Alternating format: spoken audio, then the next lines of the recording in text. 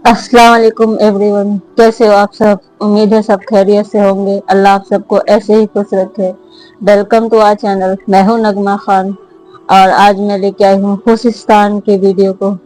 और वीडियो का टाइटल है जंग यरमुक। लंबा वीडियो है, मैं इसे 2 पार्ट में करूंगी, तो पूरा देखना मेरे साथ और दोनों पार्ट देखना।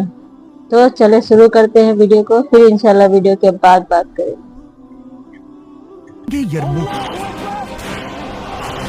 मुसलमानों की तारीख की सबसे बड़ी और सबसे फेमस जंग, जिसमें एक तरफ रोमन एम्पायर अपनी फुल ताकत के साथ 2 लाख की फौज लेकर खड़ी थी और दूसरी तरफ मुसलमान खालिद बिन वलीद की लीडरशिप में सिर्फ 30,000 मुसलमानों के साथ खड़े थे। पर वेट, खालिद बिन वलीद को तो इस जंग से पहले ही आर्मी चीफ के ओहदे से हटा दिया गया था, तो फिर वो इस जंग के लीडर आखिर बने कैसे? इस जंग की स्टोरी, जंगे यरमुक की स्टोरी, बहुत ही इंटरेस्टिंग होने वाली है। मुसलमानों ने पहले खलीफा अबू बकर रज़ियल्लाहु अन्हु के दौर में उस वक्त की सुपर पावर्स रोमन और पर्शियन एम्पायर से हड्डा ले लिया और जब हजरत उमर रज़ियल्लाहु अन्हु खलीफा बने तो मुसलमान खालिद बिन वलीद की लीडरशिप में इन दोनों एम्पायर से ये सारा इलाका फतह कर चुके थे। लेकिन जैसे ही हजरत उमर खलीफा बने, उन्होंने खालिद बिन वलीद को उनकी पोजीशन आर्मी चीफ के ओहदे से हटा दिया, जिसे हम इस वीडियो में एक्सप्लेन कर चुके, और उनकी जगह अबू उबैदा इब्न जर्राह को मुसलमानों का नया आर्मी चीफ बनाया।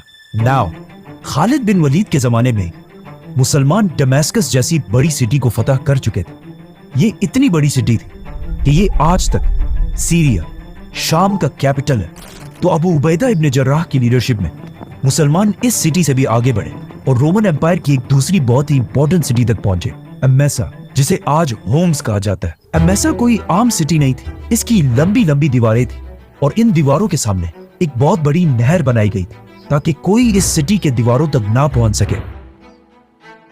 अबू उबैदा की लीडरशिप में मुसलमानों ने इस सिटी को चारों तरफ से घेर लिया। लेकिन अब मसला ये था कि जब मुसलमान इस सिटी तक पहुंचे तो ये दिसंबर की सख्त सर्दी का मौसम था और यहाँ बहुत ज्यादा बर्फबारी हो रही, और मुसलमान तो सारे अरब के गर्म डेजर्ट से आए थे, तो वो इस सर्दी को बर्दाश्त नहीं कर सकते। काफी अरसा गुजरने के बाद भी मुसलमान इस सिटी को फतह नहीं कर सके और आखिर एक दिन मुसलमानों ने फैसला किया कि अब हम और थक गए, तो वो इस सिटी को छोड़कर वापस जाने लगे। ये तारीख में पहली दफा था कि मुसलमान किसी जंग को छोड़कर वापस जा रहे थे। ये देखकर अमेसा का जनरल और अवाम बहुत खुश हुई और कहने लगे कि हमें पता था ये अरब इस सर्दी को बर्दाश्त नहीं कर पाएंगे। तो इस सिटी के जनरल ने अपनी फौज को मुसलमानों पर हमले का हुक्म दिया ताकि मुसलमानों को यहाँ से जल्दी भगा सके, जिसकी वजह से उसकी फौज किले से बाहर निकल आई और मुसलमानों का पीछा करने लगी। जैसे ये फौज अपने किले के तोपों और तीरों की रेंज से बाहर निकली तो मुसलमानों की फौज अचानक रुक गई और इन पर हमला कर दी, और एट द सेम टाइम मुसलमानों की इन 2 फौजों ने भी आकर इस फौज पर हमला कर दिया और इस तरह ये सारी फौज खत्म हो गई और इनका जनरल मारा गया। मुसलमानों की आर्मी की इस जबरदस्त प्लानिंग को देखकर यही लगता है कि जरूर ये खालिद बिन वलीद का ही मशवरा होगा। अबू उबैदा मुसलमानों की फौज लेकर वापस सिटी के पास आए। अमेसा के लोग जो अब तक बहुत खुश थे, ये देखकर उनका सारा हौसला टूट गया और उन्होंने सिटी की गेट्स खोलकर अबू उबैदा के सामने सरेंडर कर दिया। नाउ अब फाइनली टाइम आ चुका था कि मुसलमान शाम, सीरिया से निकलकर रोमन एम्पायर की कैपिटल तुर्की में कॉन्स्टेंटिनोपल, जिसे आज इस्तांबुल कहा जाता है, उसकी तरफ बढ़ते। लेकिन अचानक एक मैसेंजर मुसलमानों की कैपिटल मदीना से खलीफा उमर बिन खत्ताब का एक बहुत ही इंपॉर्टेंट लेटर लेकर फुल स्पीड मदीना से एमेसा की तरफ पहुंचा और उस मैसेंजर ने सीधा जाकर ये लेटर अबू उबैदा तक पहुंचाया। इस लेटर में बहुत ही एक अजीब बात लिखी थी। इसमें लिखा था कि बस इससे आगे मुसलमानों की फौज को बढ़ने की इजाजत नहीं, और ये क्लियरली लिखा हुआ था कि एमेसा के बाद कोई भी दूसरा इलाका फतह नहीं करना। End of course Abu Ubaida और मुसलमानों की सारी फौज ने हजरत उमर के इन ऑर्डर्स को बगैर किसी क्वेश्चन के मान लिया। लेकिन अब हजरत उमर के इस ऑर्डर से एक बहुत बड़ा मसला ये हुआ कि मुसलमानों की फौज की स्पीड, जो इससे पहले ही खालिद बिन वलीद के हटाने से बहुत ही स्लो हो चुकी थी, अब ऑलमोस्ट खत्म हो गई, और इतनी स्लो हुई कि इस मैप को देखें, हजरत अबू बकर रज़ियल्लाहु अन्हु ने इससे पहले अपनी सिर्फ 2 साल की खिलाफत मदीना से दमास्कस तक ये इतना बड़ा इलाका फतह किया था। लेकिन अब हजरत उमर रज़ियल्लाहु अन्हु के पहले 2 सालों में मुसलमान दमास्कस से सिर्फ इतना ही आगे जा पाए। लेकिन अब क्वेश्चन ये था कि हजरत उमर आखिर क्यों मुसलमानों को आगे बढ़ने से रोक रहे थे, क्योंकि हजरत उमर रज़ियल्लाहु अन्हु को लीडरशिप की ट्रेनिंग खुद रसूलुल्लाह सल्लल्लाहु अलैहि वसल्लम ने दी थी, और आप सल्लल्लाहु अलैहि वसल्लम को भी एक जमाने में मक्का वालों ने ऑफर दी थी, और वो ऑफर ये थी कि हम आपको मक्का का बादशाह बना देंगे अगर आप अपने खुदा के साथ साथ हमारे खुदाओं को भी सही कहें। लेकिन आप सल्लल्लाहु अलैहि वसल्लम ने ये आसानी का रास्ता अपनाने के बजाय इस ऑफर को ठुकरा दिया और कई साल तक मक्का वालों के जुल्मों को बर्दाश्त करते रहे। इसी तरह हजरत उमर रज़ियल्लाहु अन्हु को भी पता था कि मुसलमानों के इन हर तरफ हमलों से मुसलमानों की ये एम्पायर तो बहुत फैल जाएगी और वो खुद बहुत बड़े बादशाह तो बन जाएंगे, लेकिन इससे इस्लाम को कोई फायदा नहीं होगा, क्योंकि अगर आज देखा जाए तो पूरी दुनिया में ऑलमोस्ट 2 बिलियन मुसलमान हैं, लेकिन 2 बिलियन होने के बाद भी मुसलमानों की आज कोई हैसियत नहीं है। तो हजरत उमर रज़ियल्लाहु अन्हु चाहते थे कि चाहे मुसलमान नंबर्स में कम भी हो लेकिन सच्चे मुसलमान, मतलब हजरत उमर रज़ियल्लाहु अन्हु को अपनी हुकूमत से ज्यादा इस्लाम की फिक्र थी। तो उन्होंने दोबारा हजरत अबू उबैदा की तरफ एक लेटर भेजा जिसका मफहूम ये था कि अब तुम सिर्फ एक आर्मी चीफ नहीं बल्कि पूरे शाम के गवर्नर और पहले इस्लामिक लीडर हो, तो अब सिर्फ जंगों से ज्यादा लोगों को इस्लाम सिखाओ। और यहीं से पहली बार अरब से बाहर लोग इस्लाम के सिस्टम को जानने लगे। इससे पहले हजरत अबू बकर रज़ियल्लाहु अन्हु के दौर में मुसलमान इतनी टेंस सिचुएशन में थे कि उन्हें इन नए इलाकों में इस्लामिक निजाम कायम करने का टाइम नहीं मिला। तो अब हजरत उमर रज़ियल्लाहु अन्हु ने पहली बार दुनिया के सामने एक नया सिस्टम रखा, खिलाफत का सिस्टम। और हजरत उमर रज़ियल्लाहु अन्हु ने बहुत सोच समझ के हजरत अबू उबैदा को इस काम के लिए चूज किया, क्योंकि अबू उबैदा इब्न जर्राह रज़ियल्लाहु अन्हु इस्लाम के पहले 10 मुसलमानों में से थे, और इस्लाम लाने के बाद वो रसूलुल्लाह सल्लल्लाहु अलैहि वसल्लम के हर डिसीजन में उनके साथ शामिल थे और इस्लाम के साथ इतने लॉयल थे कि जब जंग बदर में मुसलमान और काफिर एक दूसरे के सामने हुए तो अबू उबैदा के वालिद दुश्मनों की फौज में थे, और फिर जब जंग शुरू हुई तो अबू उबैदा के वालिद उन्हीं के हाथों से मारे गए, जिसके बाद इनकी इस्लाम के साथ कमिटमेंट पर किसी को कोई शक नहीं था। इसीलिए हजरत उमर रज़ियल्लाहु अन्हु ने खालिद बिन वलीद को हटाकर इन्हें मुसलमानों का नया लीडर बनाया, क्योंकि अब जंग से ज्यादा एक ऐसे लीडर की जरूरत थी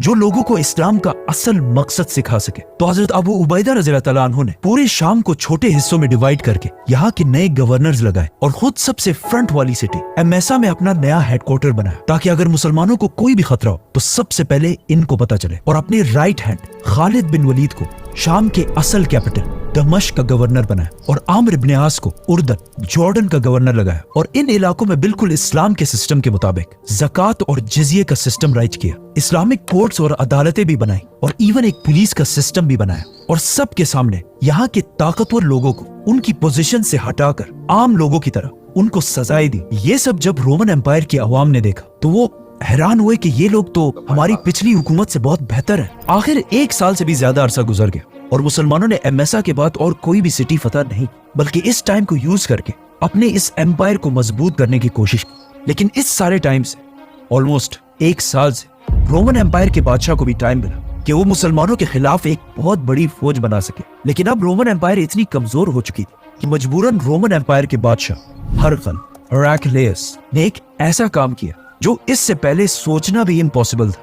हुआ यूं कि रोमन एम्पायर के बादशाह हरकल ने पर्शियन एम्पायर के बादशाह की तरफ पहली बार दोस्ती का हाथ बढ़ाया, और सिर्फ यही नहीं बल्कि अपनी पोती की शादी भी पर्शियन एम्पायर के बादशाह से करा। और इस तरह तारीख में पहली बार रोमन और पर्शियन एम्पायर सिर्फ दोस्त नहीं बल्कि रिश्तेदार बन गए। ये बहुत ही इम्पॉसिबल बात है, क्योंकि इससे पहले रोमन और पर्शियन एम्पायर पिछले 800 साल से एक दूसरे के बहुत बड़े दुश्मन थे। लेकिन अब इन दोनों एम्पायर्स में मुसलमानों का इतना खौफ बैठ चुका था कि इन्होंने पिछले 800 साल की दुश्मनी भुलाकर एक दूसरे के साथ दोस्ती कर ली।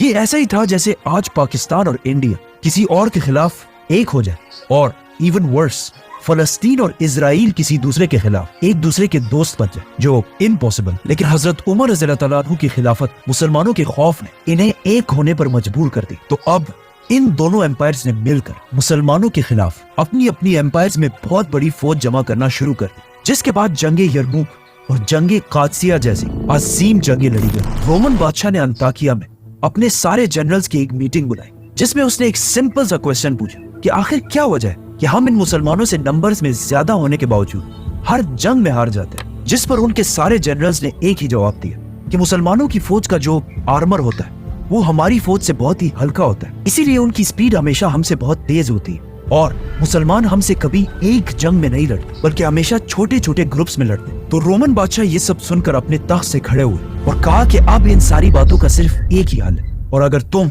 मेरे जनरल्स हमेशा के लिए अरबों की गुलामी से बचना चाहते हो तो पूरी रोमन फौज को इधर अंताकिया में जमा होने का हुक्म दो। और साथ ही उसने अपने सारे सूबों के गवर्नर्स की तरफ लेटर्स भेजे कि जो भी नौजवान जंग करने के काबिल हो उसे चाहते या ना चाहते हुए रोमन एम्पायर की फौज में शामिल करके अंताकिया की तरफ भेजा जाए, जिसकी वजह से अंताकिया में रोमन एम्पायर की एक बहुत बड़ी फौज, लाखों की फौज जमा होने लगी। और इनका प्लान ये था कि अब मुसलमानों की इन छोटी छोटी ट्रिक्स से निकलकर आमने सामने होकर एक बहुत बड़ी जंग लड़ी जाए। अब जब ये सब कुछ यहाँ पे हो रहा तो वहाँ एमेसा में मुसलमानों के जनरल अबू उबैदा इब्न जर्राह को रोमन बादशाह के हर मूव की खबर मिलती जा रही थी, जिससे वहां पर मुसलमान बहुत ही टेंशन में थे कि अब आखिर हम क्या करेंगे, इतनी बड़ी फौज का मुकाबला कैसे करेंगे, क्योंकि अब हर तरफ से रोमन एम्पायर मुसलमानों से बदला लेने के लिए इनकी तरफ बढ़ रही थी।